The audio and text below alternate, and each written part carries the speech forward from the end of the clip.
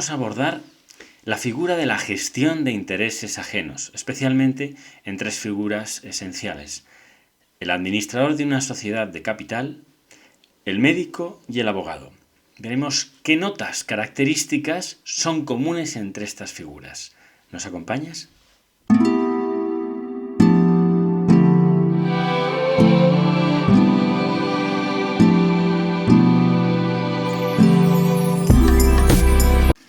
Como paso previo para tratar la cuestión en curso es necesario tratar dos cuestiones previas, a modo de propedéutica. La primera es el objeto del derecho. El objeto del derecho puede ser material o formal, es decir, material es a qué realidad se dirige el derecho. En especial, en este caso, el derecho se dedica a tratar las conductas y las relaciones humanas. El objeto formal es aquel que nos dice desde qué punto de vista el derecho trata esas relaciones. ¿Desde un punto de vista psicológico, sociológico? No. Nuestro caso es desde el punto de vista de la justicia. Para que estas relaciones se encaucen justamente, y si ha habido una descompensación, un trato injusto, hay una restauración. Una restauración que reequilibre la justicia que se había alterado. Esto lo hacemos a través de las indemnizaciones. Indemnizar quiere decir dejar indemne, sin daño, al damnificado, a aquel que se le ha producido un daño, por ese comportamiento, relación o acto injusto. ¿Por qué? Por un daño emergente o un lucro cesante. En segundo lugar, lo que quería tratar es que nosotros hablamos siempre de ciencia del derecho, en el sentido de que tratamos las realidades generales. Por ejemplo, si yo hablo de que el otro día me atropelló un coche en la calle, es una situación muy concreta, sobre la que no podemos hacer ciencia si no nos dan más datos. En cambio, si digo, me atropellaron en la calle porque había niebla, yo ya con el concepto de niebla puedo entrever que hay algo que puedo abstraer para otro tipo de situaciones. Es decir, que cuando haya niebla hay que cruzar un paso de peatones con más cautela, con más precaución, porque la visibilidad se minora. Y en ese caso sí que ese concepto es universal, nos permite aplicarlo a más situaciones. Por eso vamos a tratar el gestor de intereses ajenos de forma genérica, para que se pueda aplicar a muchas figuras. En particular vamos a tratar solo tres, pero hay algunas otras más. Por ello, este estatuto del gestor de intereses ajenos, hacemos una tríada, la dividimos en el tratamiento del médico, del abogado y del administrador de sociedad mercantil. Las dos primeras profesiones están reguladas. ¿Por qué? Porque hay que contar con un bagaje previo, con unos conocimientos previos para su praxis, por la importancia que comporta. Hay que contar con una carrera médica y con una experiencia previa, habiendo sido residente, habiendo practicado previamente para poder tratar a una persona, etcétera. Igual en el abogado. Debe haber una habilitación, un examen de estado, etcétera, etcétera, etcétera. Y estos tres contratos, como algunos otros de gestión de intereses ajenos, nosotros con DENOVA decimos que son mixtos, es decir, están compuestos por dos contratos del Código Civil. Nosotros tenemos un sistema de civil law, que quiere decir toda relación siempre tiene ese trasfondo de civil law. Cuando hay una agresión, por ejemplo, penal, la indemnización que se le va a procurar a la persona dañada, damnificada, va a estar basada en el Código Civil. Tiene que sostenerse en el Código Civil. Se puede alterar en algunas circunstancias, pero la base, el derecho supletorio, siempre va a ser el Código Civil. Y en este caso, estas relaciones que se establecen con el cliente, con el paciente, son de arrendamiento de servicios y mandato. Mandato porque nos mandan a hacer algo, y arrendamiento de servicios porque de alguna forma el médico, el abogado o el administrador de una sociedad se arrienda a él mismo como si fuera, digamos, una cosa con unos conocimientos para darle un servicio a ese paciente, a ese cliente, a esa sociedad. Y por tanto tiene discrecionalidad en ver qué tipo de estrategia, tratamiento hay que dispensar, en ese caso, a la estructura, al paciente, al cliente, etc.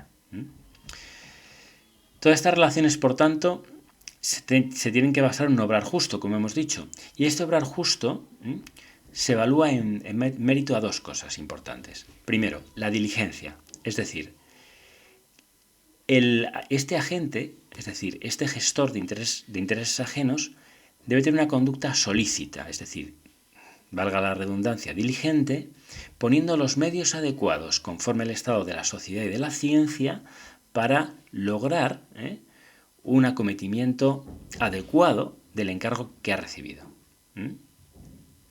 Y por otro lado tenemos el principio de lealtad. Tiene que actuar también lealmente para ser justo. Y la lealtad supone que hay que anteponer los intereses de los mandantes, de aquellas personas que nos han encargado esta gestión de sus intereses, a los nuestros propios o a los de terceras personas, otras personas cercanas como familiares, etc. Comenzamos con el médico. Bien, ¿cuál es el cometido del médico? Velar por la salud del paciente, que recobre la salud.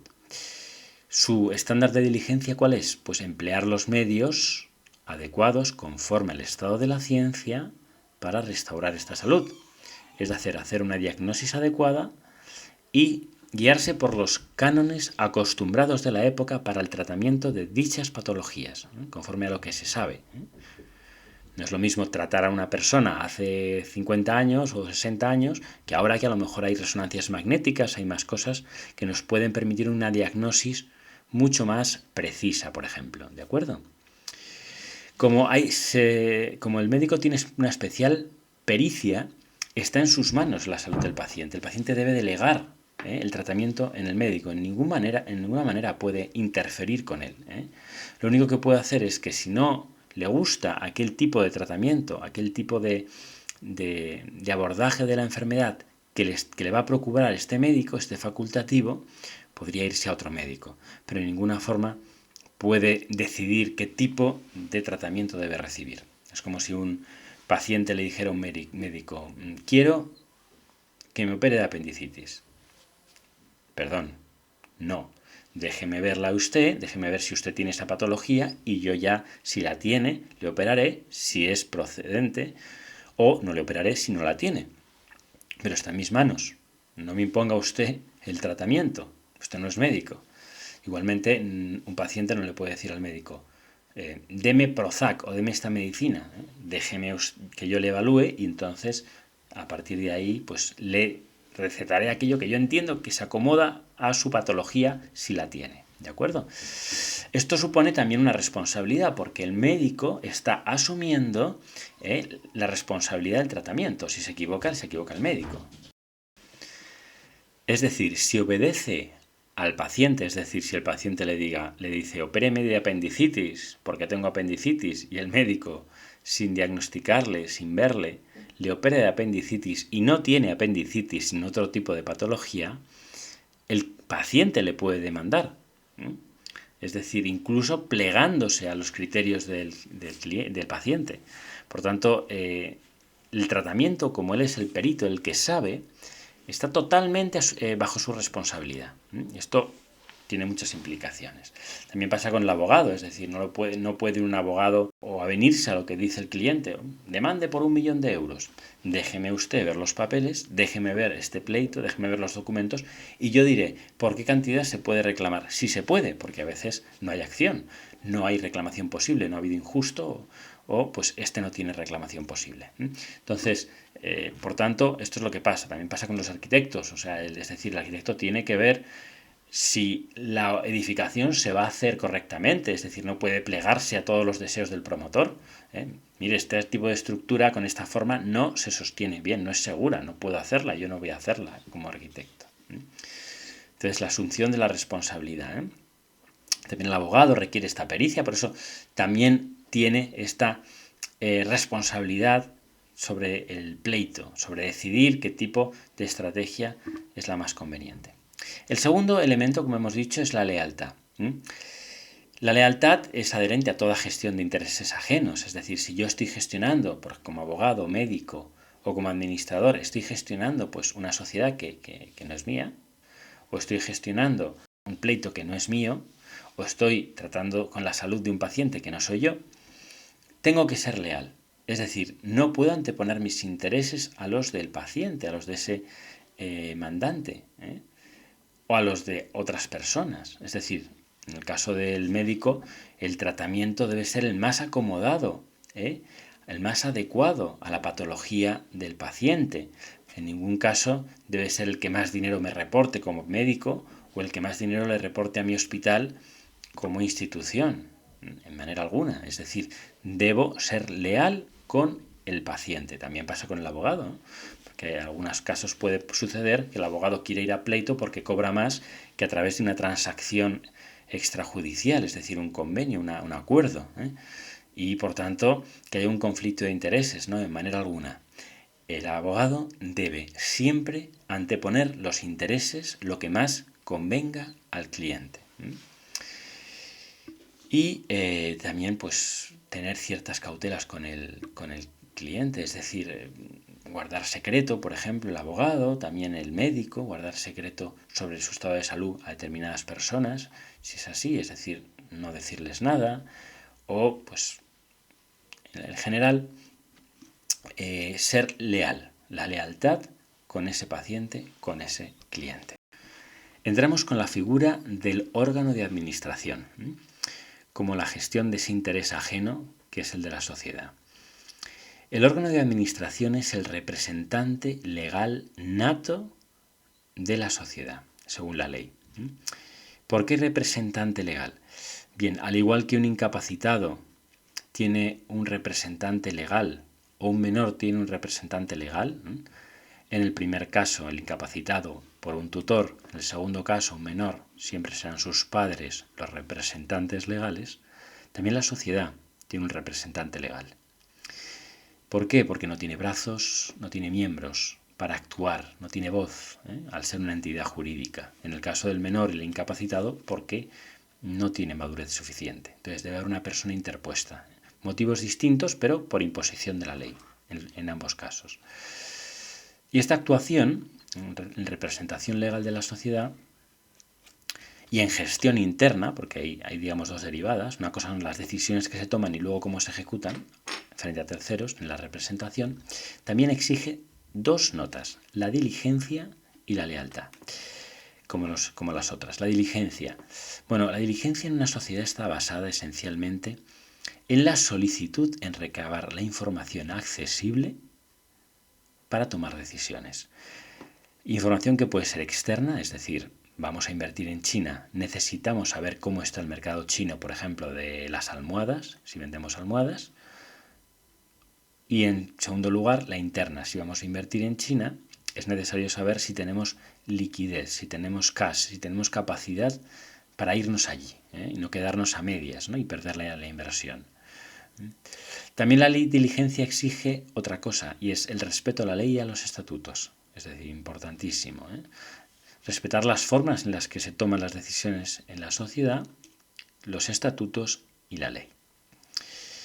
Si nosotros invertimos en un país en ostensible depresión económica tras una crisis, sabemos que su PIB está contrayéndose y que no va a haber mucha oportunidad de negocio, posiblemente podemos estar incurriendo en una negligencia, que es lo contrario a la diligencia, incurriendo en responsabilidad, por lo tanto, siendo injustos con la sociedad a la que estamos representando. O si infringimos la ley de sanidad, por ejemplo, de un país, si vendemos productos, en este caso, por ejemplo, almohadas, y se exigen unos estándares de sanidad, etcétera, por el del material, y los infringimos y nos multan por ello, evidentemente estamos siendo negligentes. Teníamos que habernos informado de las normas que hay que guardar, que hay que observar para entrar en ese país. En Europa, por ejemplo, hay muchos estándares de calidad, muchas normas sobre los productos que hay que observar. Pasa un poco igual que con el médico y con el abogado, es decir, los socios, la junta de socios de general, no le puede decir cómo debe gestionar la sociedad al administrador, porque éste está asumiendo la responsabilidad. Se supone que cuando le contratan es una persona versada en el sector, que tiene una experiencia, un bagaje, que tiene una formación y por tanto es el que sabe, y no los socios que a veces ni trabajan en el sector. Esto tiene una excepción. El artículo 234 de la Ley de Sociedades de Capital permite dar determinadas instrucciones al órgano de administración. Pero ojo, si el órgano de administración le dice que tienen que expandirse a China y evidentemente la realidad de China es decadente, es decir, hay una depresión tremenda, se sabe que se va a perder el dinero, el administrador debe rehuir tomar ese acuerdo, y si le echan, le han echado. Pero evidentemente, como el médico cuando opera a un paciente por lo que el paciente le está diciendo, y luego va a acarrear con las consecuencias porque no tenía esa patología, de igual forma la responsabilidad siempre va a gravitar sobre el administrador, y por tanto este no debe plegarse a los criterios de la Junta si piensa que van a ser contraproducentes para la sociedad, porque al final él va a ser el que asuma la responsabilidad última. En segundo lugar, tenemos la lealtad. Nuevamente, la lealtad aquí es privilegiar en el ejercicio de su cargo los intereses del empresario social al que está representando, ¿de acuerdo? Al que está gestionando. Esto le exige, por ejemplo, guardar secreto, ¿no? Decíamos, el abogado, hay un secreto de las conversaciones, comunicaciones entre abogado y cliente, pues aquí pasa lo mismo, porque si se revelan pueden perjudicar al cliente del abogado, y en este caso pueden perjudicar a la compañía.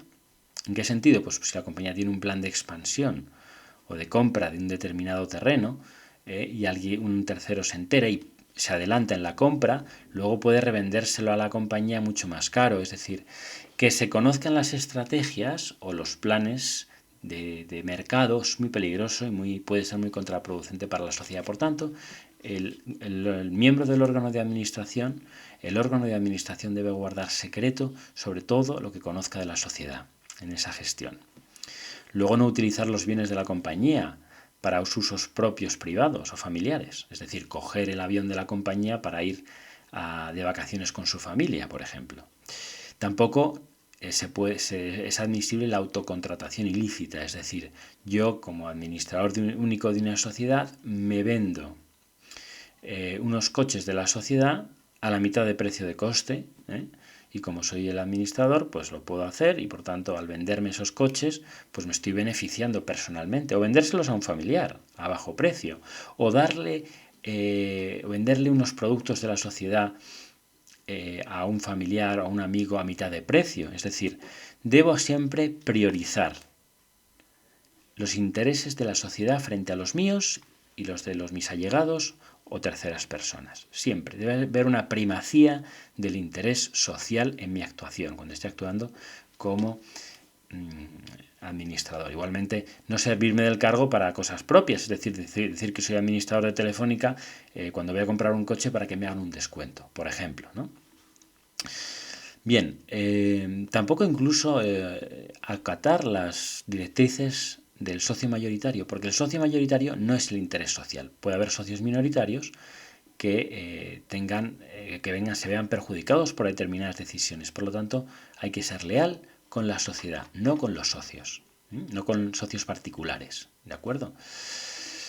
Por influencia anglosajona, se nos ha metido el Business Judgment Rule, la decisión de negocio, en el artículo 226 de la Ley de Sociedades de Capital, en el sentido en el que se dice expresamente que si yo actúo diligente y lealmente, la sociedad no me podrá exigir responsabilidades, o un tercero no me podrá exigir responsabilidades personales. Sabemos que la sociedad, por ejemplo, si comete un error en hacer pues las almohadas, le salen defectuosas o produce problemas de salud a las personas, en este caso de las almohadas, siempre se va a responsabilizar, va a tener que indemnizar ese daño, porque ha sido injusto en el trato, se ha creado una injusticia, se han pagado un dinero y no solamente no han valido esas almohadas, sino que han generado un daño. Entonces, por ese daño emergente, la pérdida de dinero y además el daño, pues se tiene que indemnizar. La sociedad siempre indemniza. Los que no van a indemnizar, si han actuado diligente y lealmente, serán los administradores, el órgano de administración, a título personal. Y eso es lo que estamos discutiendo actualmente, ¿de acuerdo? Entonces, si actuamos con lealtad y diligencia, dice ese 226, no se nos pueden exigir responsabilidades. Bueno, esto es obvio, ¿no? Si estamos diciendo que la diligencia y la lealtad son los cánones por los cuales se debe guiar un administrador, un miembro del órgano de administración, desde el momento en el que está guardando estas dos cautelas, estos dos elementos, pues no se van a exigir responsabilidades. Y esto es un poquito lo que también dice el Código Civil, es decir, donde no hay intencionalidad y no hay negligencia, no se puede exigir daño. Entonces, nuestro Código Civil, del sistema de Civil Law, no hubiera necesitado esta indicación expresa, ¿no? El derecho anglosajón sí, porque el derecho anglosajón, como sabemos, está basado en el cause law, y el cause law se pueden exigir responsabilidades por cosas insólitas. No hay una indemnización, como hay en nuestro ordenamiento, cerrada a determinadas lucro cesante, daño emergente. Allí puede haber, digamos, los punitive damages, daños punitivos, o pueden darse daños, pues eso, para disuadir de un ulterior daño, etcétera. Entonces ahí las cosas se descontrolan, hay mucha más casuística y es necesario acotar mucho más la capacidad de reclamación, no en nuestro caso. Todo esto nos dice que, por ejemplo, si nosotros invertimos en China y nos hemos informado de su mercado, hemos sido leales, nos hemos beneficiado personalmente, no hemos invertido en China para beneficiarnos personalmente, desde ese momento, aunque se pierda toda la inversión, porque ahora en China no se recepcione la mercancía porque realmente no se compre, porque no les sirven las almohadas, no les gustan, nosotros tendremos un descargo total de responsabilidad como miembros del órgano de administración. La sociedad perderá el dinero, pero la sociedad no nos puede reclamar a nosotros, porque hemos guardado el estándar de conducta de nuestro estatuto como administradores, que es la diligencia y la lealtad. Lo mismo pasa con los abogados, es decir, son, digamos, profesiones de medios. Ponemos los medios, diligencia y lealtad, pero no podemos asegurar el resultado. Es decir, si un abogado, un administrador o un médico nos dice que el 100% del éxito está asegurado, debemos ponerlo en duda. No hay nada seguro. En un pleito menos, pero tampoco en una inversión. Es decir, hay siempre un riesgo, ¿no?, en una inversión en un país extranjero o en cualquier acto de comercio. Y por tanto, si alguien nos dice eso, hay que recelar, hay que dudar de su credibilidad, y de su lealtad incluso, ¿no?, porque a lo mejor nos está engañando. Por tanto, nosotros como abogados, como administradores, como médicos, ponemos los medios. Que el paciente recobre la salud, que el cliente gane el pleito o que la inversión sea un éxito no depende de nosotros. Pero si hemos puesto la diligencia y lealtad, no se nos podrán exigir daños como personas físicas, como miembros del órgano de administración.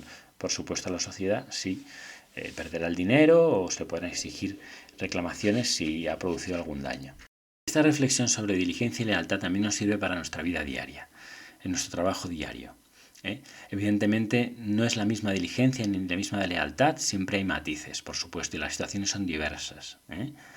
Pero es importante conocerlas, ¿no?, porque se aplican de una u otra forma a nuestro trabajo, a nuestros acometidos diarios.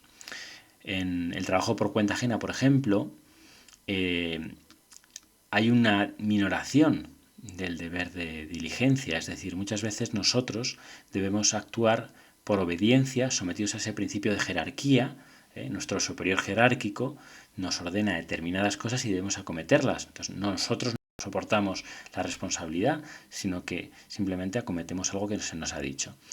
Pero esto hasta cierto punto, porque evidentemente nunca debemos conceder en hacer algo ilegal, que contravenga el Código Civil, el Código Penal, es decir, que sea reprobable, que sea injusto. Ese, digamos, sería el límite.